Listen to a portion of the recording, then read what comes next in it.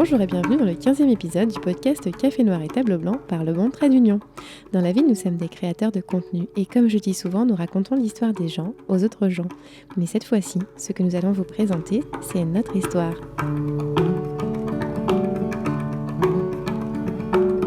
Sujet du jour dans notre série Portrait d'entrepreneur, je vous propose un peu de douceur, de réconfort, ce qu'il faut comme punch de couleurs et un univers quasi merveilleux, celui de Zazibel. Renards, hérissons et autres personnages sympathiques d'un bestiaire câlin sont les animaux fantastiques créés par mon invité du jour. Sans plus attendre, j'ai le plaisir de saluer Isabelle Deslauriers, les petites mains et le grand cœur, derrière la marque Zazibel. Bonjour Isabelle. Salut! Passionnée et touche à tout, s'il est bien une personne manuelle, c'est elle. Ses créations sont fait main, fait cœur, comme dirait Gisèle, une petite dame que j'ai adoptée comme mamie. Je suis très contente que tu te joignes à nous, Isabelle, pour cette série de portraits femmes d'affaires pas comme les autres. Et sans plus attendre, je propose que l'on plonge dans ton univers. Alors, pour te découvrir un peu, j'aimerais que tu me racontes un peu de ton histoire. Toi, Isabelle, tu fais des doudous, mais pas que. Tu as lancé Zazibel en parallèle d'une autre carrière, accessoiriste de plateau. Est-ce que tu veux revenir peut-être sur le déclic qui fait que à un moment donné, tu avais une job et puis tu lances en même temps ton entreprise de peluche? Oui, en fait, j'ai toujours été, depuis que je suis petite, en quête de créativité. Puis oui, je suis accessoriste de plateau, mais souvent, ça me donne pas l'opportunité d'en faire tout le temps. Puis après ça, j'ai touché aussi en cinéma. Puis en cinéma, j'aime bien faire de la petite main. De la petite main, c'est, on crée des accessoires, on fait de la patine, on touche à plein de techniques. Puis ça, c'est ce qui m'a comme un peu révélé. C'est ce côté-là vraiment que je voulais faire dans le côté accessoiriste. Puis comme j'étais toujours en quête de créativité, depuis que je suis petite, je fais de l'artisanat, j'ai touché un peu de tout. Puis je me suis dit, j'ai du talent, sans prétention, là. J'ai des talents dans tout ce Non, non, qui je est confirme, j'ai vu travaux ce que tu d'art. as fait, tu as du talent. Merci, dans les travaux d'art manuels. Puis je me suis dit, ben pourquoi j'exploite pas ce talent-là? Pourquoi je pourrais pas en vivre, moi, au lieu de faire quelque chose? Oui, j'aime ça être accessoiriste, mais il manque un petit quelque chose qui va comme vraiment me venir me nourrir, tu sais. Fait que, la créativité, c'est ça qui me remplit le plus. Mais à quel moment c'est ça, à quel moment tu te dis: «Bon, toute cette créativité, tout ce talent, je vais les canaliser et puis je vais faire des peluches». Comment est-ce que ça c'est arrivé?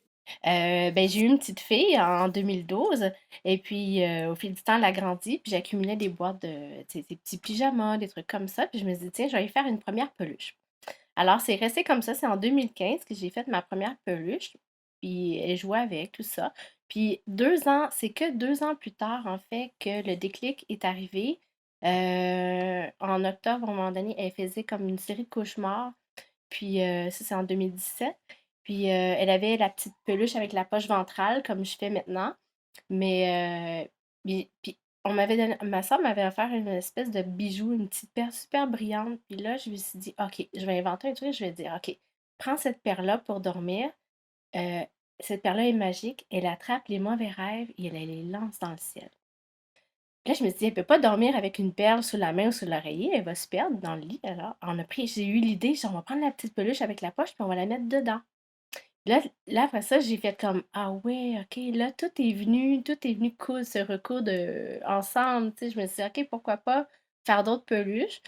Puis j'ai commencé à fouiller dans ces boîtes de vêtements. Et puis, Mais c'est ça, c'est qu'au-delà de cette jolie histoire de maman qui vient aider son petit bout, il y a aussi que tu as développé toute une créativité à partir de retailles ou de pyjamas qu'elle avait déjà.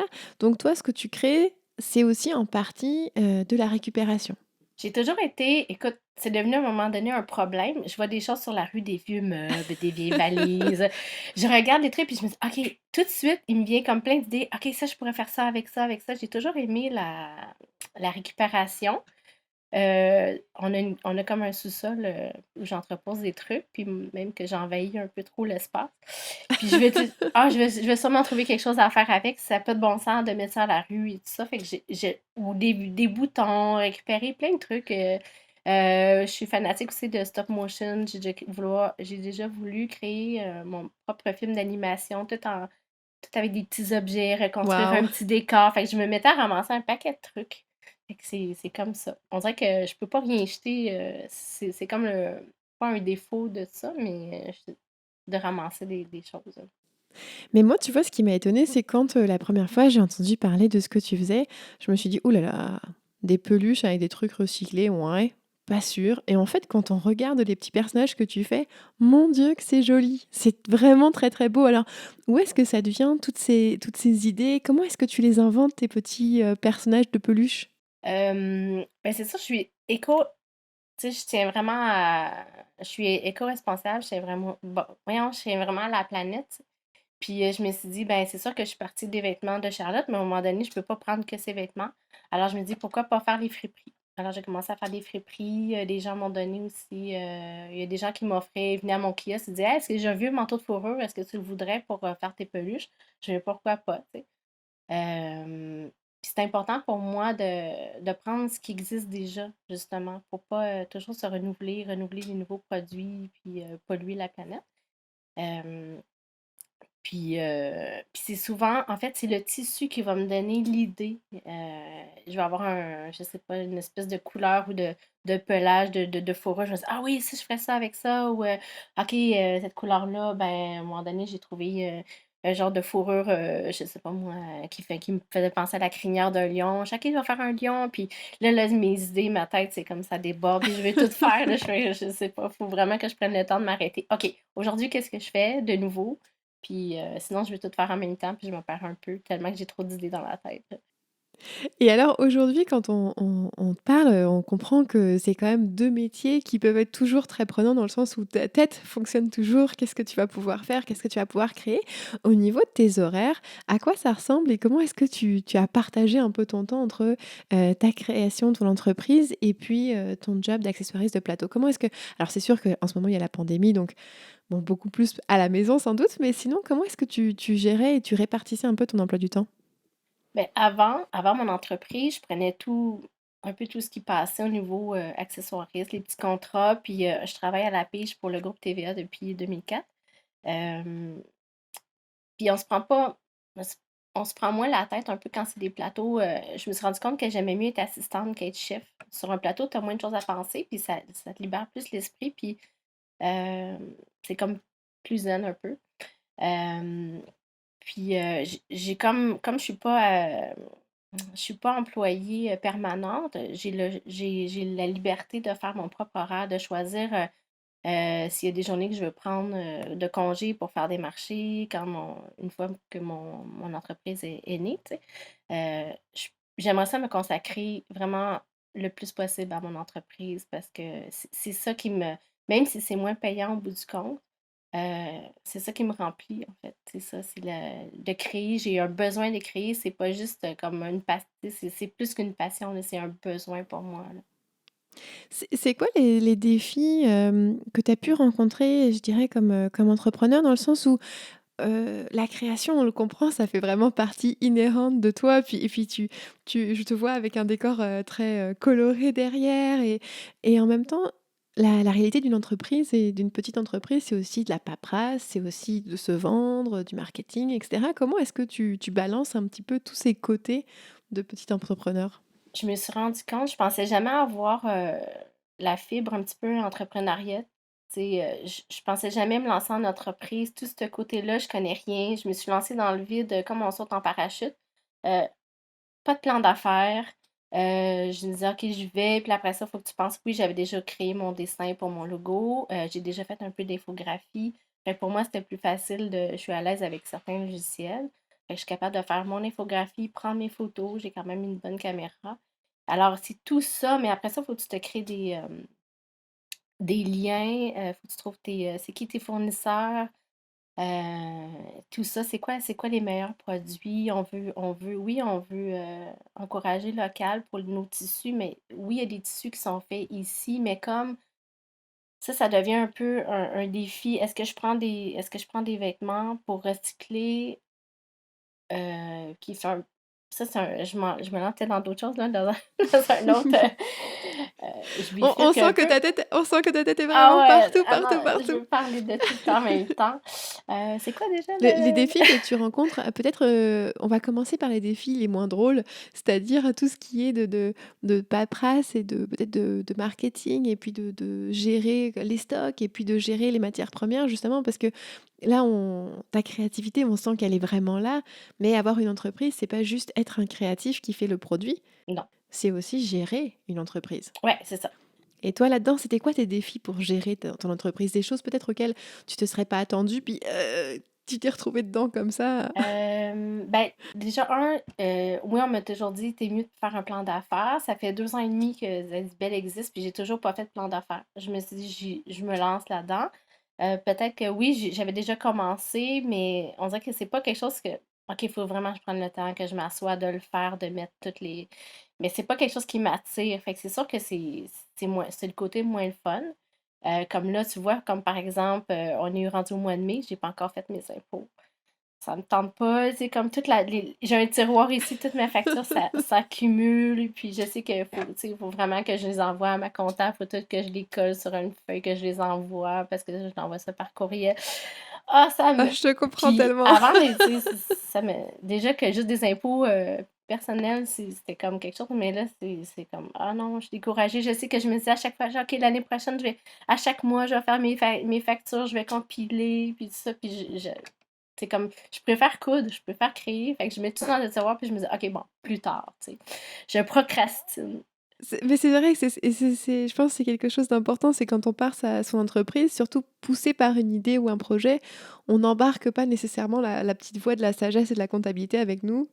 Et donc forcément, on accumule, mais c'est vrai que c'est une réalité qui, je pense, rattrape beaucoup de petites PME. Puis, comme mon cerveau a toujours plein d'idées, je veux vraiment m'exécuter, puis je vais m'exécuter tout le temps.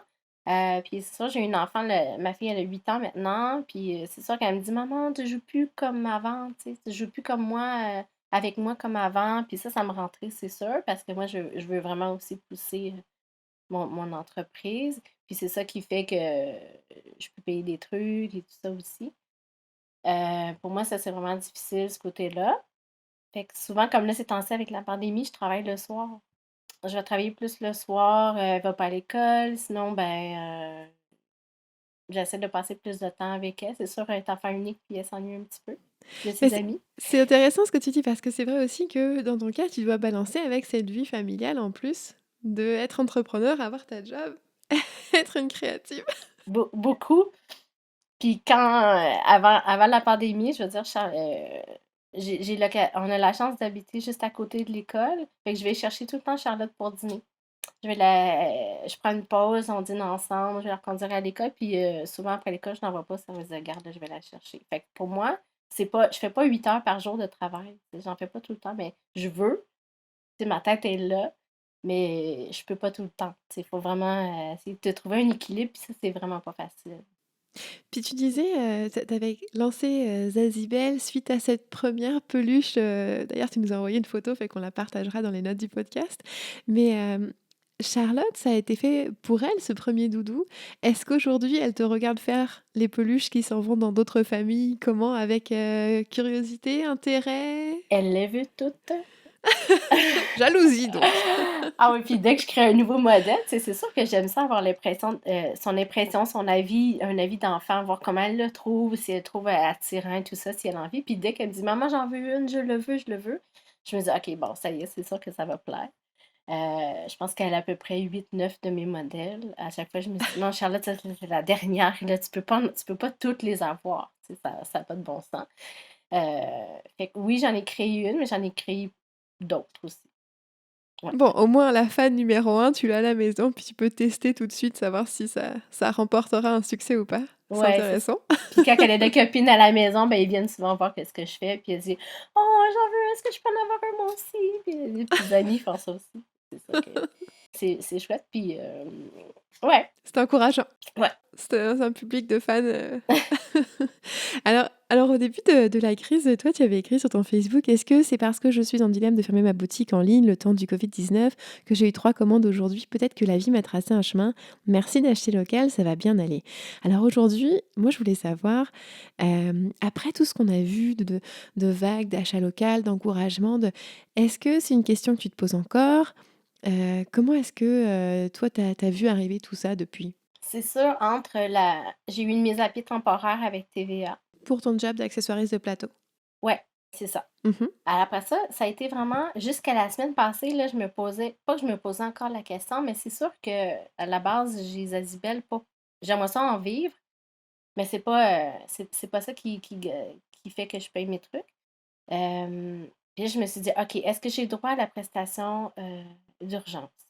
Après ça, je me suis dit, j'avais entendu parler au début que si on laissait notre boutique en ligne ouverte, qu'on ne pouvait pas avoir la prestation d'urgence. Je me dis, ben, c'est pas juste. Moi, j'étais prête à, oui, vendre des peluches en ligne sur ma boutique, mais déclarer toutes mes ventes à la fin, puis au pire, déduire, tu sais, comme je voulais que le gouvernement déduise mes ventes du 2000 ça me dérangeait pas. Tu sais, s'il y a une semaine, je vends une peluche, mais une semaine, tu sais, une journée, j'en vends trois, ben, Mmh. c'est ça, je peux pas prévoir Tu d'avance. pas désavantagée non plus à ce moment-là? Non, c'est ça. Fait que je me suis dit, OK, si ça dure un mois, je suis prête à l'éponger. Tu sais, je suis prête à laisser ma boutique ouverte pour pouvoir avancer dans mon entreprise. Tu sais. Pour moi, c'est important d'évoluer puis d'avancer le projet. Puis là, je me dis, si ça dure 6 mois, 8 mois, je vais faire comment si j'ai pas le droit à la prestation d'urgence?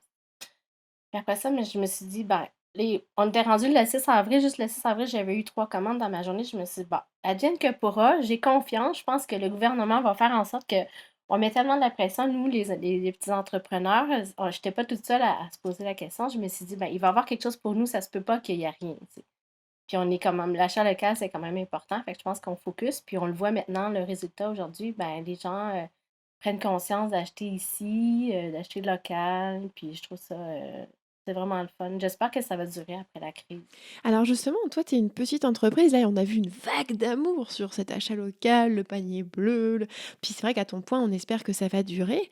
Mais toi, à partir du moment où, toi, tu crées tes peluches et puis Zazibel naît, comment est-ce que tu fais pour rejoindre, les gens, le Québec, les potentiels consommateurs?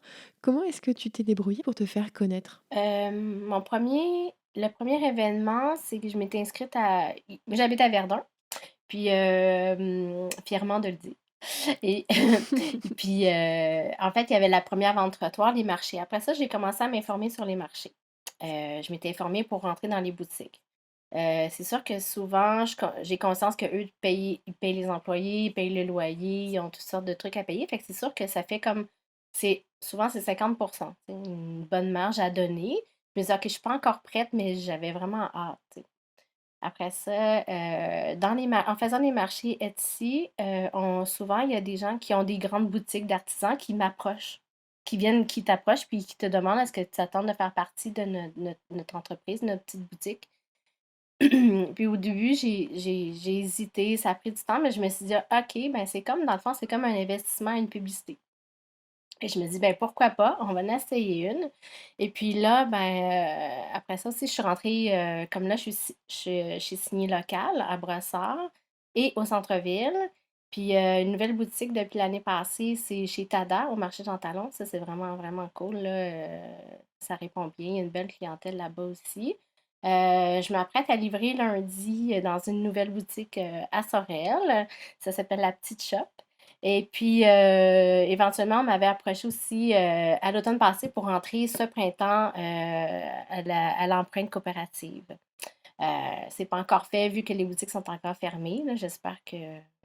Ouais, c'est ça. Mais je me suis dit, ben, pourquoi pas aller dans les boutiques? Oui, je paye un bon pourcentage, mais je me dis, ça fait comme une publicité, puis Ouais, tu te fais voir. de s'éparpiller un peu partout dans quelques, tu sais, pas tout regrouper dans la même ville ou au même endroit, tu sais.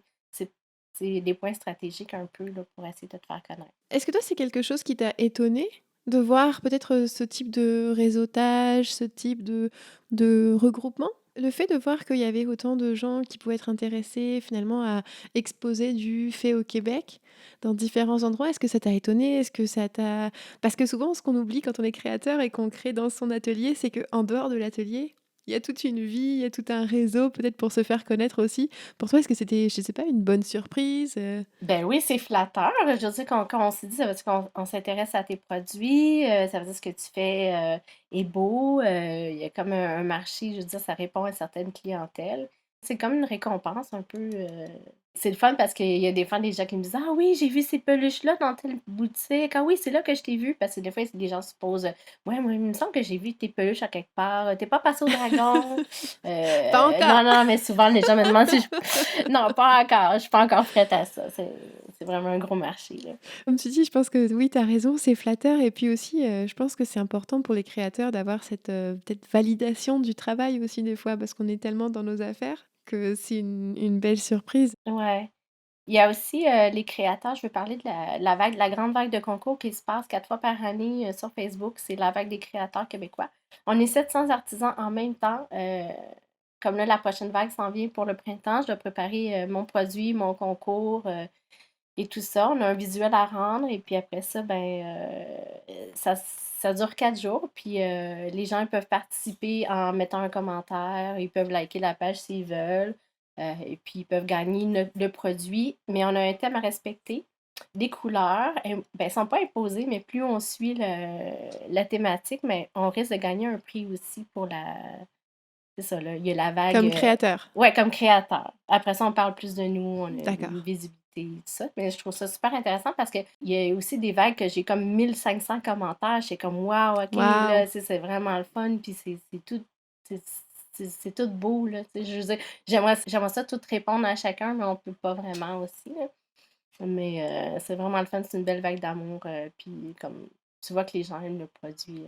Et ça, j'allais te dire, là, quand tu as, par exemple, comme pour le concours, une thématique, des couleurs, est-ce que quand on te demande de travailler dans un cadre ou, en te donnant quelques directives, est-ce que ça aide ta créativité? Est-ce que ça brime ta créativité? Comment est-ce que tu prends ça, toi? Moi, j'aime beaucoup la création freestyle.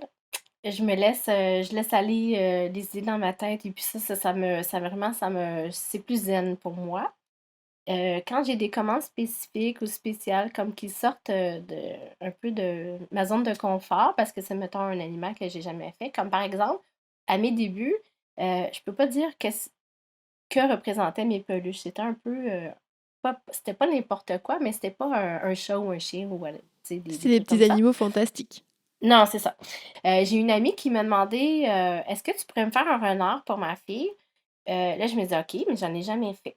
Puis là, ce fut mon premier animal que j'ai créé. C'était vraiment un défi pour moi. Fait que, tu sais, c'est plus long, c'est sûr, de créer un nouveau patron, tout ça. Puis de là, après ça, est né les autres. OK, mais je pourrais faire un chat. Après ça, tu peux faire un. J'ai commencé à faire plus représenter des animaux comme ça. Puis c'est de là que je pense que c'est installé plus mon style à moi qu'au début, parce que c'était un peu freestyle, là, un peu trop des bouts de retail, des bouts de ci, tout ça. Puis là, moi je me posais la question parce qu'en parcourant ton site, non seulement bon tu fais des créations dans des cadres comme le concours ou autre, mais on peut aussi te demander sur mesure et que ça c'est tout un défi j'imagine quand justement comme quand ton ami est arrivé avec le renard. Bon, je pense que si on t'arrive avec un martien caméléon, peut-être ça va être compliqué. Encore que te connaissant un petit peu là, ça y est, je commence à voir que Ouais. ton imagination partirait probablement, mais pourquoi est-ce que tu proposais ces options-là? Ben, parce que moi, au départ, je faisais des peluches avec, je fais avec des vêtements recyclés. Puis je me suis dit, quand j'ai fait la première peluche avec les pyjamas de Charlotte, je me suis dit, ben, c'est un beau souvenir, tu sais. Il y en a qui veulent garder, ils font, même moi, dans son petit garde-robe, en haut, j'ai une boîte avec ses premières chaussures, des trucs comme ça, tu sais. Ah les mamans sont toutes les mêmes. Ah, je me suis dit, je ferais pas ça, mais finalement, je l'ai fait. Mais bon, puis je me suis dit, ben, c'est une belle façon de préserver un pyjama ou tu sais, ça peut être une personne décédée dans ton entourage que tu aimais beaucoup.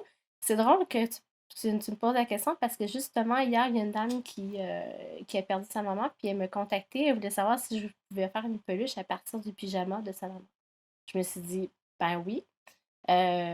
J'offre aux gens de choisir un de mes modèles existants. Puis ensuite, ben, j'y propose des choses, là, d'intégrer, soit de faire des petits vêtements pour la peluche ou de le faire entièrement. C'est elle qui décide, en fait, une fois que le modèle est choisi. Puis en voyant tes créations, moi je trouve qu'il y a beaucoup d'amour qui ressort. Puis là, l'histoire que tu nous racontes, c'est très touchant. Est-ce que, je dirais, tu as des fois des retours, des histoires qu'on t'a racontées avec les doudous? Je sais que sur ton site, tu invites les gens à partager des photos. Est-ce qu'on te raconte des histoires? Puis est-ce que ça te nourrit aussi? Souvent, je reçois des photos. Des fois, les gens, ils veulent pas que je les publie nécessairement sur Facebook parce que c'est quand même leurs enfants. Mais c'est quand ils m'envoient des photos d'un petit enfant, un petit bébé de 6 mois qui dort avec dans les bras ma peluche, tu sais, c'est vraiment. Puis il commence à, tu sais, devenir, il développe une amitié avec cette peluche-là, ça me touche vraiment. Euh, il y a quelqu'un aussi qui. J'avais fait une peluche pour un petit enfant. Puis finalement, cet enfant-là, il a fini par rentrer en garderie. Puis sa maman me recontactait. Elle dit: Écoute, j'aimerais ça que tu en fasses une autre identique, mais pour la garderie. Je me suis dit: Waouh, ok, c'est vraiment, il était attaché à cette peluche-là. Puis C'est son ami, c'est son doudou, inséparable. ouais, c'est ça. Fait que ça me touche vraiment aussi. Là, c'est le fun de voir que. Ben, on a tous un doudou, mais ma fille, elle a 8 ans, puis elle a encore son doudou de naissance. Ben, c'est pas moi qui l'avais fait parce que dans ce temps-là, j'avais pas pensé à faire ça. Mais elle l'a encore, là. Il est pas loin, il est dans son lit. Tu sais, avant, elle traînait partout, partout. Maintenant, il prend moins de la place, mais il existe encore, en fait, là. Il est vraiment abîmé, il commence à se déchirer des fois. Faut que j'essaie de le recoudre, là, tranquillement, mais c'est vraiment mignon. Puis moi je t'écoute, puis tu as un grand sourire. Les gens le voient pas, mais vraiment j'espère qu'ils l'entendent parce que tu as un très grand sourire. Puis comme je disais un petit peu au début de ce podcast, pour moi, fait main rime avec fait cœur. Et je lisais aussi sur ton site que pour chaque peluche vendue, tu allais faire un don à la fondation Marie-Vincent, alors que ta compagnie est toute jeune, alors que, comme on disait, peut-être c'est pas encore viable ou indépendant. Pour toi, c'était important de t'inscrire dans cette démarche de redonner. Peut-être justement mon côté sensible. Puis c'est ça, j'ai choisi Marie-Vincent parce que ça me touche de près. Sans m'en aller dans les détails, j'ai vécu certaines mésaventures, certaines choses, mais pour moi, c'est important, c'est ça, d'aider quelqu'un, De redonner. d'aider à ces enfants-là. C'est sûr qu'il y a plein d'autres belles causes qui existent, comme les maladies, les cancers et tout ça. Mais comme au moment où j'ai démarré Zazibel, ben, il est arrivé quelque chose, mais je me suis dit, ben, pourquoi pas, tu sais. Pour toi, dans le fond, c'était de ne pas avoir juste une entreprise où tu allais vendre tes produits, mais il y avait vraiment une démarche de peut-être de faire partie, de t'inscrire dans la société, aussi bien avec les matières premières que tu recycles, en redonnant avec la fondation Marie-Vincent. Est-ce que pour toi, c'était important vraiment d'inscrire un cœur sur l'image de ta compagnie, en quelque sorte? Oui, que les gens, ben, je sais pas pourquoi, je sais pas si c'est pour. C'est venu me toucher tout simplement, puis je trouvais ça important. Tu sais, je trouvais ça important. C'est sûr que j'aimerais donner plus. J'aimerais donner davantage, mais peut-être un jour je donnerai plus, mais pour l'instant, j'essaie de donner ce que je peux, un petit don par année, c'est ça. Mais c'est déjà très chouette, puis c'est déjà tout à ton honneur. Puis moi, avant qu'on se quitte, j'aimerais parler de la suite. Alors, est-ce que tu as des nouvelles créations en tête? Et puis peut-être aussi revenir d'abord que tu nous parles d'un projet, qui est un beau projet qui t'attend et qui va Oui! t'occuper avec les services de garde en milieu familial. Alors raconte-moi un peu comment ça s'est passé? Parce que tu as eu une commande assez incroyable. Oui, un matin, j'ai eu la belle surprise en ouvrant mes courriels d'une dame, en fait, qui travaille pour un regroupement de 125 garderies en milieu familial. Eux, ils font affaire avec le ministère de la Famille et de l'Enfance avec des projets. C'est leur quatrième projet. Puis ils cherchaient une peluche. Puis elle m'a écrit qu'elle a eu un coup de cœur pour mes peluches. Puis cette peluche-là, ben, elle va être le personnage principal d'un petit livre d'histoire qui va accompagner dans un petit coffret. Alors écoute, j'étais comme, waouh, j'ai lu ça, puis j'ai même pas pu pris la peine d'y répondre par courriel tellement j'étais énervée, je l'ai appelé. J'ai vraiment tout de suite, là, je me suis dit, OK, waouh, attends, là, faut qu'on se parle, là, ça avait même pas, j'étais comme, je touchais plus à terre, j'étais, waouh, j'étais comme un petit enfant qu'on va amener à Disney, là, j'étais comme, waouh, j'étais vraiment énervée. Puis, mais là, c'est sûr il y a un moment d'attente. Il fallait, que je lui fasse une soumission pour voir si elle acceptait que je lui propose un modèle. Et puis après ça, il fallait qu'elle envoie cette soumission-là au gouvernement. Mais j'avais la réponse juste en début avril. Alors oui, il y avait un moment d'attente, je pouvais pas en parler, mais c'est comme je veux le dire à tout le monde. Mais là, ce qui est super, c'est que ta peluche va devenir le héros d'un livre, d'une histoire, en fait. Une petite histoire. Oui, pour l'instant, ça va être distribué. Il va y avoir le lancement seulement en janvier 2021. Alors, oui, le modèle est créé. Regarde, je vais le montrer à toi. C'est ça. Oh! Le Alors, modèle. vous pouvez pas encore le voir, mais c'est trop Non, mais mignon. j'ai pas le droit, malheureusement, de le montrer, mais j'ai vraiment hâte. Tout ce que j'ai pu montrer sur Facebook, c'est les 15 mètres de tissu de peluche que j'avais acheté. J'étais trop énervée. C'est ça, c'est parce que là, tu arrives dans un autre type de production. Pour toi, d'habitude, tu peux créer un modèle, 2 modèles, voire plus, mais là, on parle de 125 modèles. Ouais. C'est quand même, énorme. Comment est-ce que tu as géré ça? Mais comme ils doivent être tous identiques, moi, en fait, ça vient un peu, pas à l'encontre de mon entreprise, mais dans le sens que moi, j'aime récupérer les choses, puis pour moi, c'est important de faire attention à la planète. Sauf que là, en ayant une commande de 125 peluches, ils doivent être tous identiques. Alors, je me suis dit, ben, j'ai pas le choix, il faut que j'achète du neuf, tu sais. Là, je me dis, OK, ben, je vais le faire quand même parce que c'est quand même un beau projet. Euh, Puis, tu sais, je veux dire, je pense que les petits-enfants vont vraiment être contents de recevoir ça dans la garderie. On espère pour Noël, mais peut-être juste en janvier. Puis oui, ça prend de l'organisation parce qu'il faut calculer. J'ai pas l'habitude de calculer. OK, faut que j'en prenne 125. Alors, je me suis fait un patron, j'ai pris pour les bras, pour le corps, tout ça. Ben, j'ai assemblé et puis j'ai calculé le nombre de mètres que ça me prenait. Ensuite, ben, ça prend les étiquettes parce que je les identifie, les yeux, tout ça. Fait que là, j'avais pas un défi, mais je me suis dit, OK, avec le COVID-19, je me suis dit, OK, certains fournisseurs, ben, c'est fermé, les magasins fermés. Je me suis dit, est-ce que je vais être capable de commander mes choses euh, à temps pour commencer? Parce que je dois livrer ça pour cet automne. Le délai est vraiment raisonnable, là. Mais je me suis dit, si j'ai pas les trucs tout de suite, ben, ça va repousser à plus tard. Puis après ça, j'ai pas envie d'être trop pressée. Euh, mais finalement, j'ai réussi. C'est le fun parce que écoute, j'étais tellement énervée de ce projet-là. Dès que j'ai envoyé la soumission, je suis partie au magasin. Je suis allée comme magasiner les tissus. J'avais pris des échantillons en photo. Puis là, ben, j'ai leur proposé. Puis quand ils m'ont donné leur accord, ben, je savais déjà quoi acheter, tu sais. Et alors, la question qu'on se pose tous, c'est est-ce que Charlotte approuve ce nouveau petit personnage? Oui, eh ben là, c'est ça. Oh, je le veux, je le veux, je le veux. Fait que peut-être que le premier, je vais pouvoir le garder. On va voir, mais Tu vas en avoir 126 à faire, en ouais, fait. ouais, c'est ça. J'ai prévu le coup. Alors, le temps file. Merci beaucoup d'avoir été mon invité. Tu as mis dans le monde des affaires un regard doux et tes doudous en couleur, en douceur, en retaille sont des joyeux compagnons pour les petits et pour les grands parce que moi, j'en suis sûre, hein, ils vont faire craquer le cœur des grands enfants aussi. Alors, si vous n'avez pas vu, par exemple, sa collection d'alpaga, qui, moi, me rappelle l'expo sur les Incas de Pointe-à-Cayère, bah, je vous invite à y jeter un coup d'œil. Fonder son entreprise, c'est aussi poursuivre un rêve, croire en soi, faire briller. L'idée d'apporter sa pierre à l'édifice, c'est beaucoup de travail, mais quel bonheur.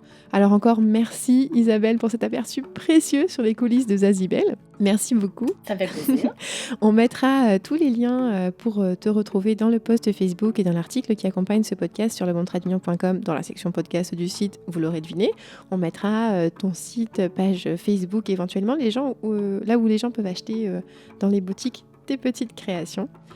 Et puis écoute, je te souhaite encore beaucoup de beaux projets et d'apporter à ce monde toujours plus de douceur. Parfait, bien, merci beaucoup de m'avoir reçu. Ça fut un plaisir, un petit peu énervant, mais bon. C'était parfait.